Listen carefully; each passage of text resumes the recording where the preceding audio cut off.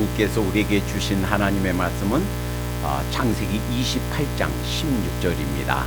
본문은 이 창세기 28장 전체인데 가장 핵심되는 한 구절만 같이 읽겠습니다. 시작. 야곱이 잠을 깨어 가로되 여호와께서 과연 여기 계시거늘 내가 알지 못하였도다. 아멘.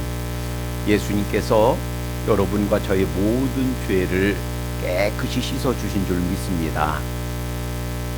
품질 좋은 다이아몬드 보석이 아무런 흠도 티도 없이 깨끗한 것처럼 그렇게 주님의 보혈로 우리 씻어주셨기 때문에 깨끗한 보석 같은 존재들이 바로 우리들인 줄 믿습니다.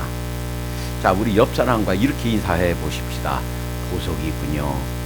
옆 사람과 한번 인사해 보세요. 와, 보석이군요. 보석이네요. 하나님께서 우리를 진짜 보석으로 여겨주신 줄로 믿습니다.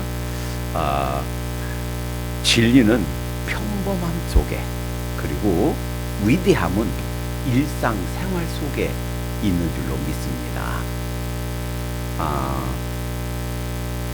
우리에게 주어져 있는 여건, 내가 살고 있는 이런 현재 상황, 그리고 내가 지금 가지고 있는 이런 모습들이 좀 못마땅해 보이고 또 내 생각에 이게 아닌데 하고 생각할지 모르지만 오늘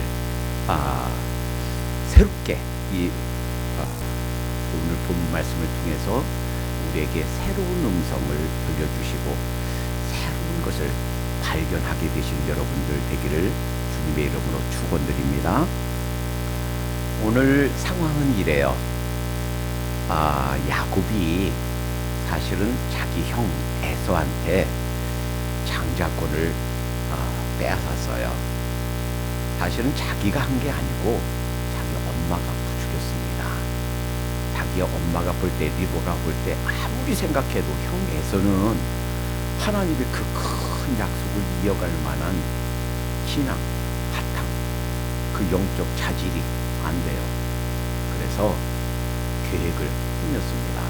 야곱아, 니네 아빠가 네 형 에서한테 그 짐승을 잡아와라. 그리고 네가 직접 요리해서 나한테 바쳐라. 그럼 내가 그거 먹고 축복해 주겠다. 이런 얘기를 하는 걸 내가 들었거든. 지금 빨리 가서 양 중에 염소 중에 좋은 거 잡아서 가져라.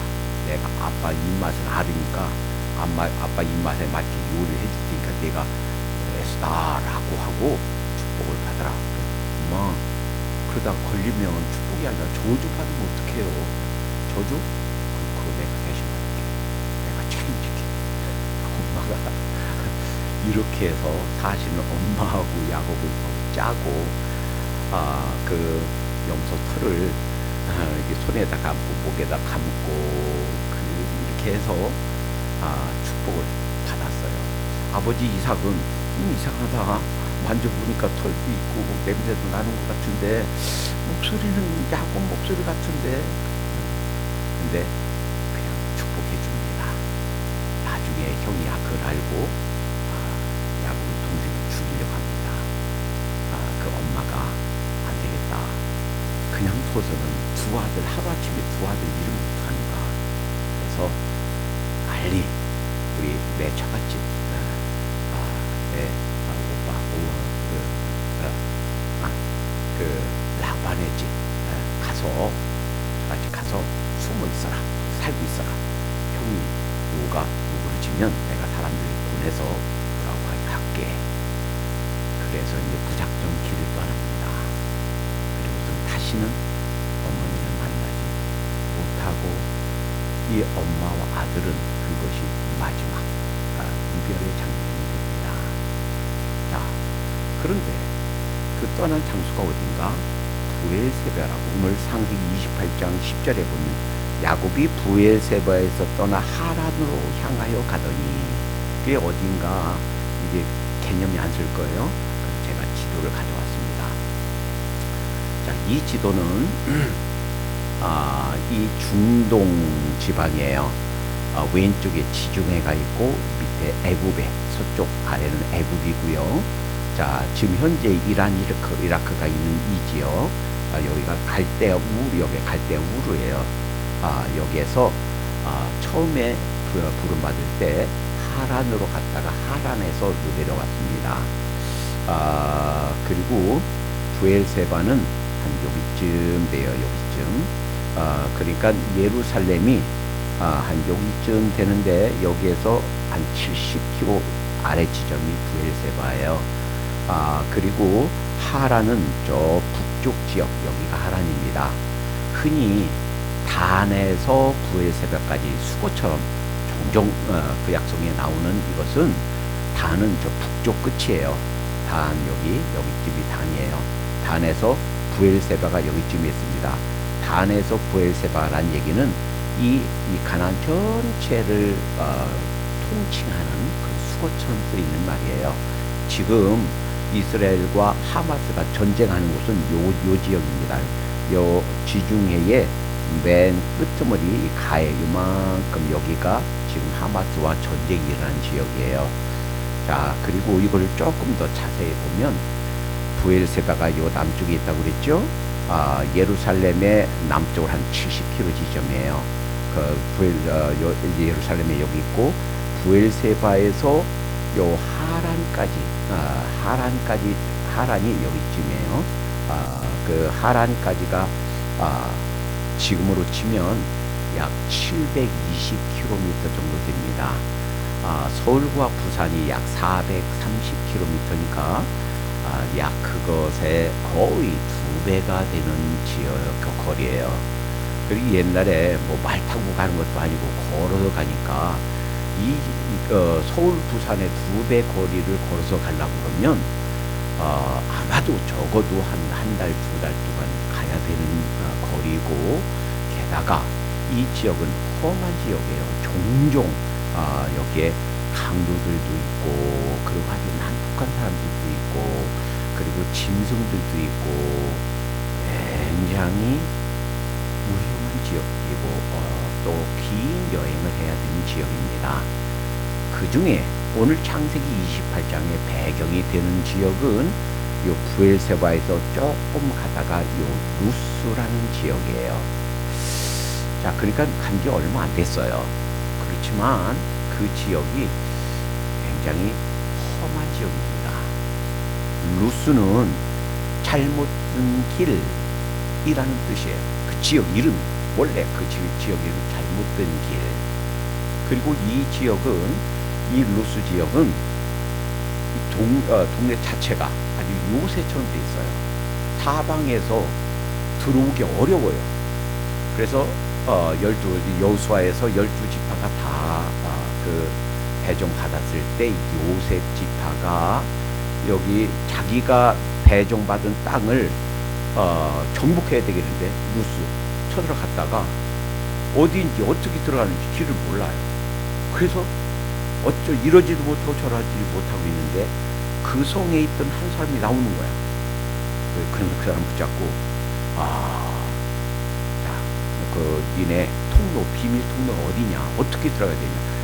미로처럼 돼 있어서 들어갔다가 더 전진하지도 못하고 뒤돌아오지 못하고 길을 잃어버리는 거예요. 보통 다 밖에서 사람들이 들어가려고 그러면 찾지를 못하는 거예요. 그래서 만약에 자, 이제 여기를 정복하고 나면 너와 네 가정은 우리가 지켜주겠다, 약속을 받고 그 길을 안내를 받아서 요셉 지파가 거기를 정복했다 하는 게 사사기 1장 20절, 26절까지 나와요. 그러니까 그렇게 해서 겨우 그 정복한 곳이 이 루스예요. 그런데요, 이 루스 지역이 이름이 잘못된 길, 그리고 여기에서 가다가 잠을 잡니다. 그런데 한번 보세요.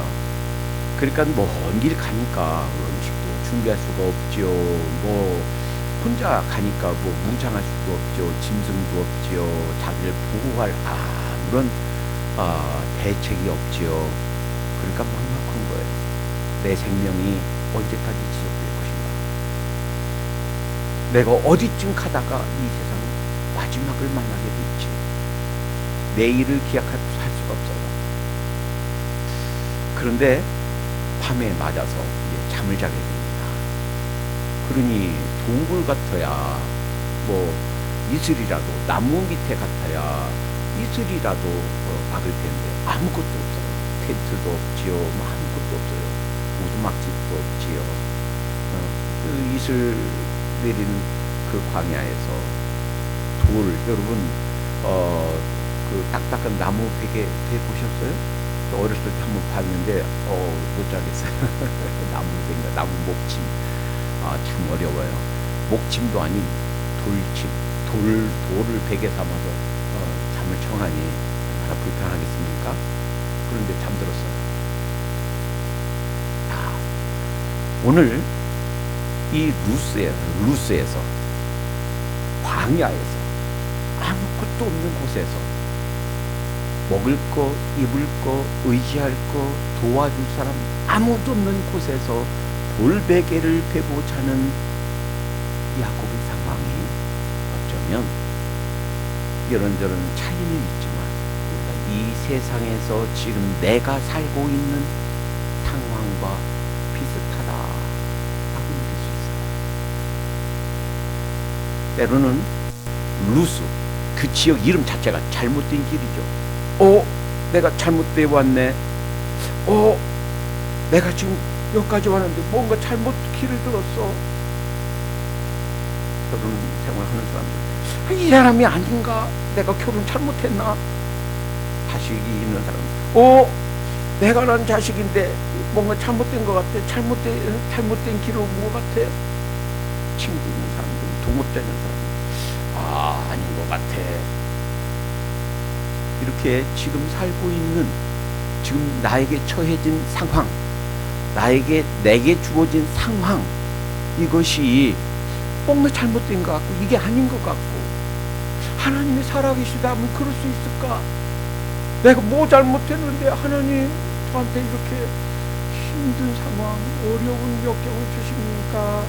라고 생각될 수가 있다라는 거예요.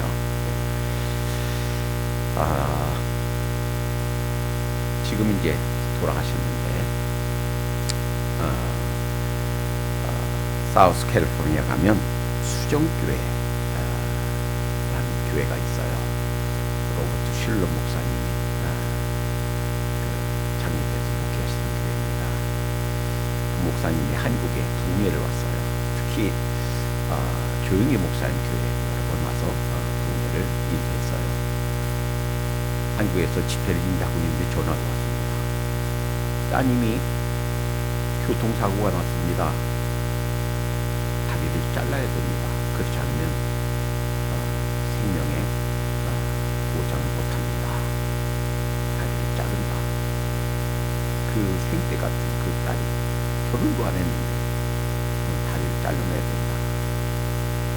그런 전화를 받고 급히 미국으로 돌아오면서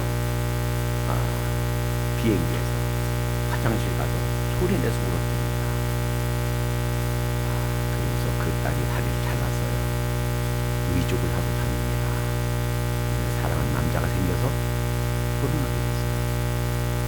그 주례를 그 목사님이, 자기 딸 주례를 목사님이 하면서 주례 속에 이런 얘기를 합니다.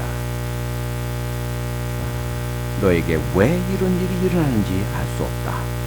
그러나 분명한 것은 하나님이 그것을 너에게 행하는 것이 아니란 사실이고, 하나님이 너한테 그렇게 다리를 잘라나게 한 거 아니야.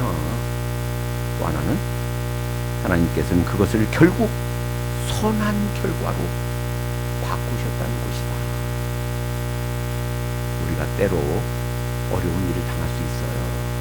내가 왜 다리를 잘라야 돼? 내 실수도 아니고 다른 사람 실수로 교통사고 나고 왜 나를, 이 결혼도 안 한 처녀의 다리를 잘라야 되는가? 확실한 것은 이 목사님이 자기 딸 주례에서 말씀하신 것처럼 하나님이 하신 거 아닌 줄로 믿습니다. 그러나 그럼에도 불구하고 우리에게 있는 어려움, 역경, 우리에게는 힘든 상황, 정말 눈물이 흐를 수밖에 없는 그런 상황, 그러나 그것까지도 하나님께서는 우리에게 선으로 바꿔주신 줄로 믿습니다. 그러니까 우리가 이 야곱이 루스에서 그 밤에 정처 없이 가다가, 보통 사람은 거기 들어가서 나오지도 못하고 들어가지도 못하고 그렇게 특별한 지형인 루스에서 돌베개를 펴고 잠자는 것과 같은 상황이 우리가 처한 상황일 수가 있다 하는 거예요. 그러니까 그에게는 메슬로우라는 학자는 우리 인간의 기본 욕구가 5가지가 있대요. 첫째는 생리적 욕구래요. 그러니까 먹으려고 하는 거, 또 마시려고 하는 거, 잠자려고 하는 거, 이게 생리적인 욕구가 가장 기본적인 욕구래요. 그 다음에 안전의 욕구래요. 어떻게 보호받을까? 안전의 욕구. 세 번째는 소속의 욕구래요. 네 번째는 존경의 욕구래요. 그리고 5번째는 자기 자아 실현의 욕구래요. 그런데 그래서 이 욕구가 피라미드처럼 이렇게 돼 있대. 맨 위에 자아 실현의 욕구, 가장 밑에 생리적 욕구, 안전의 욕구. 근데 가장 기초적인 이 욕구가 전혀 충족이 안 되는 상황이에요. 당장 먹을 거 없죠. 거할 곳 없죠. 마실 물 없죠. 안전의 욕구, 언제 어떤 사람, 어떤 강도를 만날지, 언제 짐승에 맞붙어서 찢겨 죽을지 모르는 아주 절박한 상황이에요. 그러나 이 루스에서 돌베개 베고 잠을 자고 있는데 갑자기 하늘이 확 열립니다. 그러면서 사다리가 하늘을 이루더니 천사가 오르락내리락 거려요. 이 사다리는 하늘과 이 땅, 우리를 연결하는, 나중에 십자가에서 돌아가신 예수님을 미리 예표로, 상징으로 보여주신 줄 믿습니다. 자, 그러니까 이 하늘이 열리고 천사가 사다리 타고 오르락내리락 하는 걸 보는데, 이때 하나님께서 음성을 들려주신 거예요. 나는 요한이 우주 만물 천지를 지으신 조물주 하나님, 내가 요하다. 그러시면서 13절에 나는 요한이 너의 조부 아브라함의 하나님이요, 할아버지, 친할아버지 아브라함의 하나님이요, 이삭의 하나님이라. 13절이에요. 너 누운 땅을 내가 너와 내 자손에게 주리니 내 자손이 땅의 티끌같이 되어서 동서남북에 편만할지며 땅의 모든 족속이 너와 내 자손을 인하여 복을 얻으리라. 자, 그러니까 이 절박한 상황에서 하나님께서 그에게 내가 너희 구주겠다. 하늘이 열리면서 사다리에서 천사가 왔다 갔다 하시면서 하나님 음성을 들려주신 거예요. 그러시면서 15절 내가 너와 함께 있어. 야, 얼마나 귀합니까? 저는 이제 가끔 퇴근길에 사모님하고 만나요. 285고 85 만나는 지금 같이 만나요.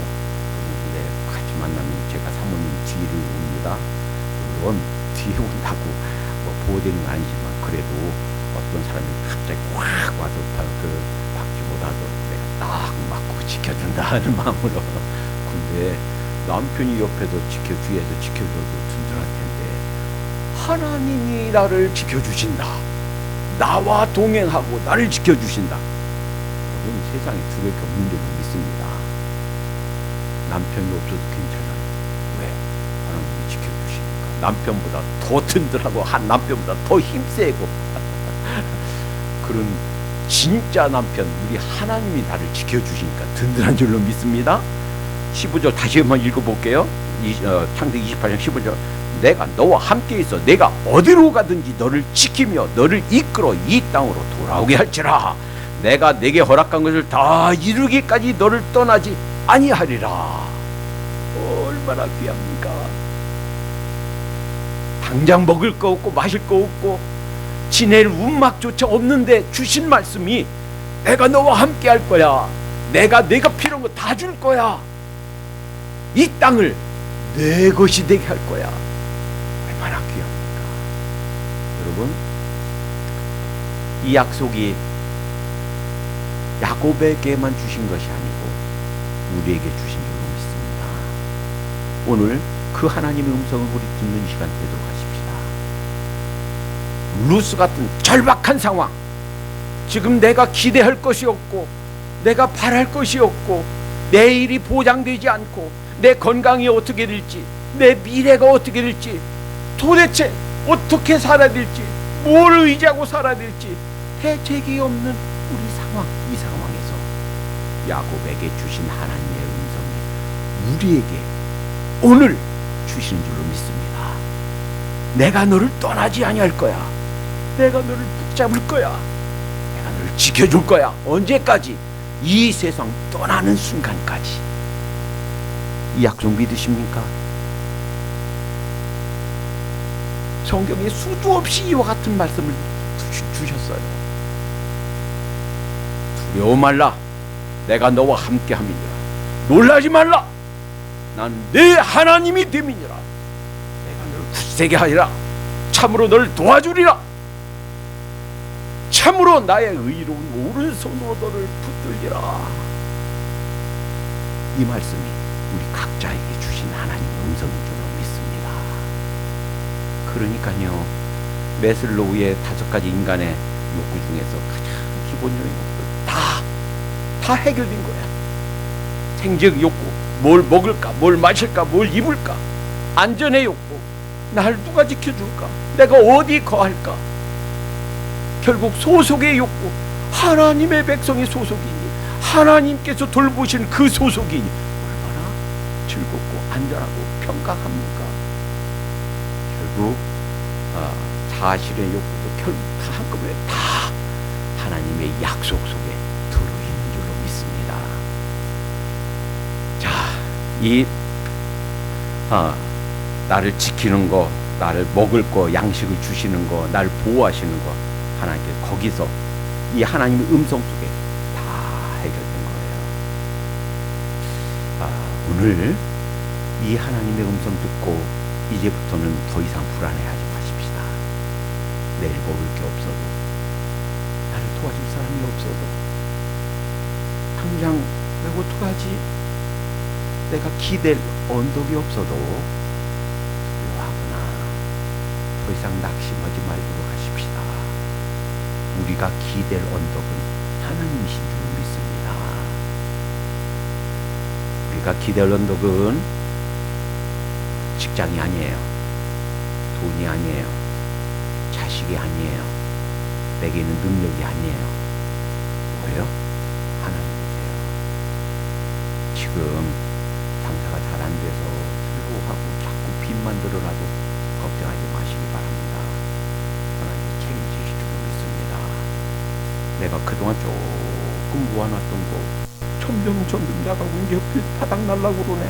걱정 마시기 바랍니다. 하나님께서 나와 함께 하시면 그 먼 길, 하란까지 간 그 먼 길 거기 도착할 뿐만 아니라 끝까지 책임지실 줄로 믿습니다. 그 다음은 얘기 안 해도 알아요. 그 가는 길 하나님 다 지키셨어요. 그리고 생각지도 못했게 아리따운 여인 라헬을 만나는데 라헬뿐만 아니라 그 언니 레아까지 만나고 그들 조까지 해서 아내가 4명이 됐어요. 남자분들은 너무 부러워하지 마시기 바랍니다. 한 명으로 족해요.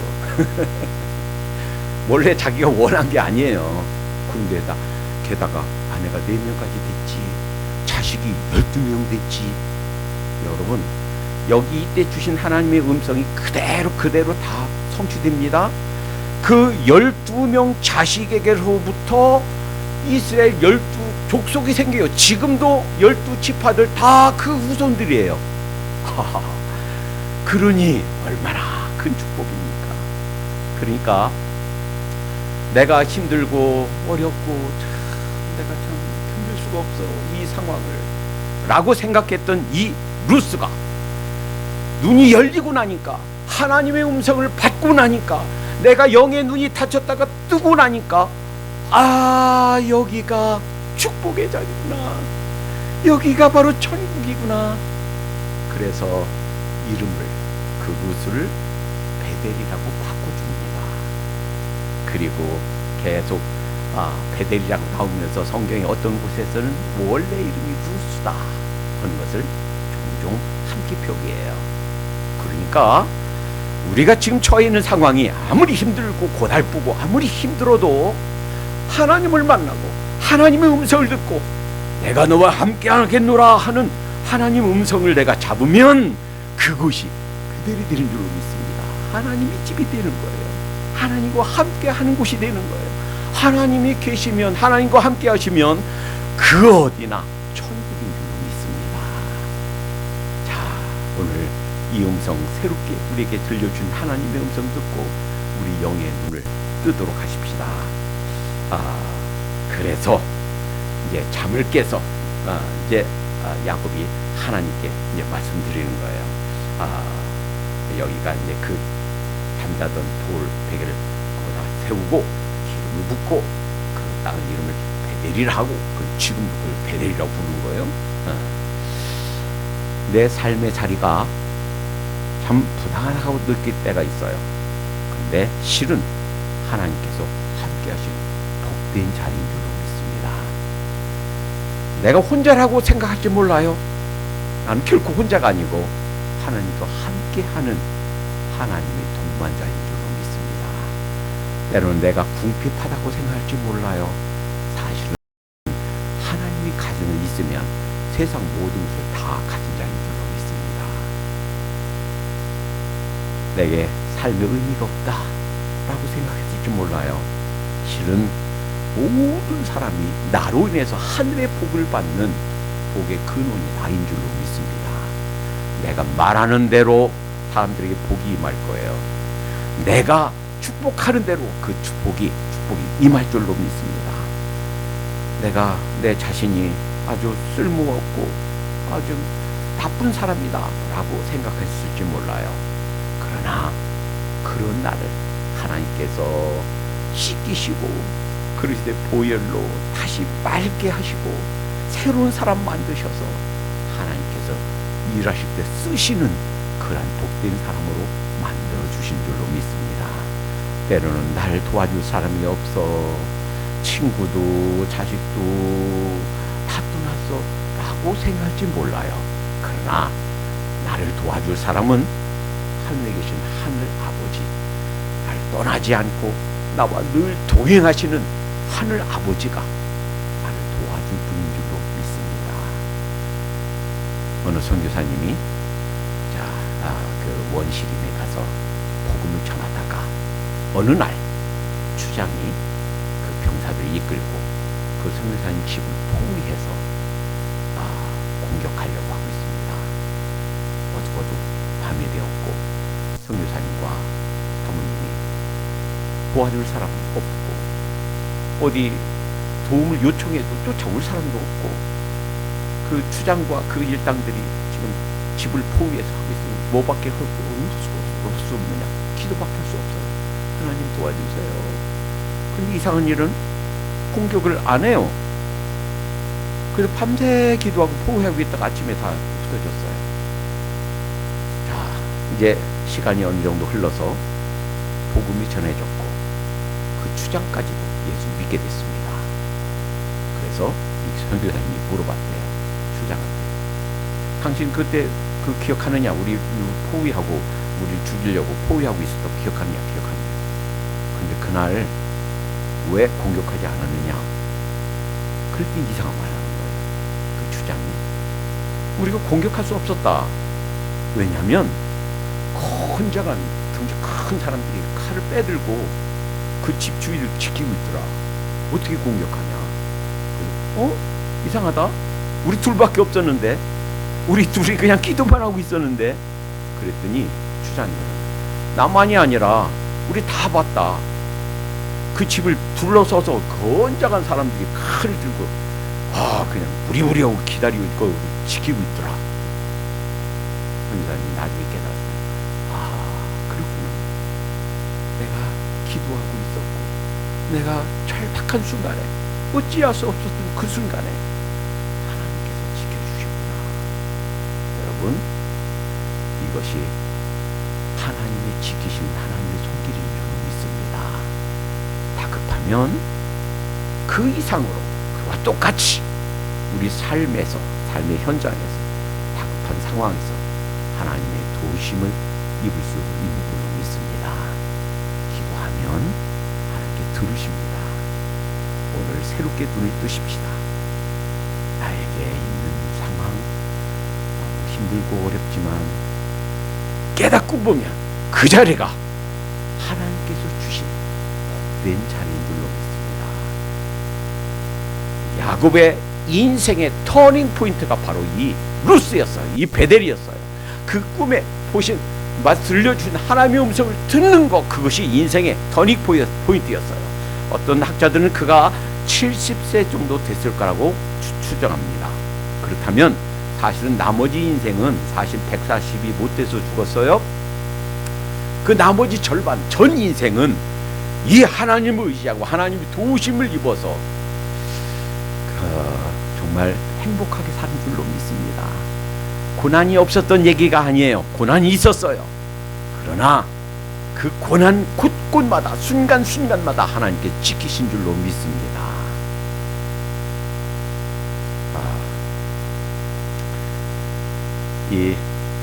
야곱이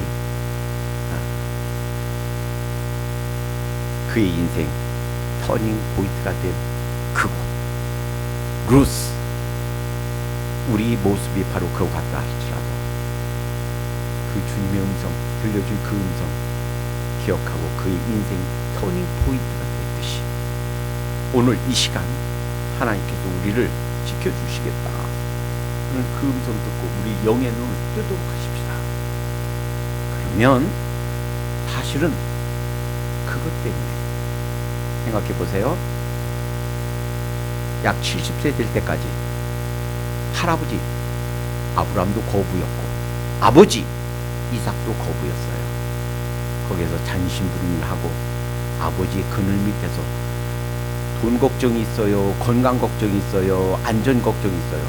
그곳에서 그냥 편하게 살기만 했다면 어떻게 하나님의 음성을 듣습니까? 그러니까요, 우리에게 있는 아픔, 우리에게 있는 힘든 상황은 하나님을 의지하라고 주신 기회인 줄로 믿습니다.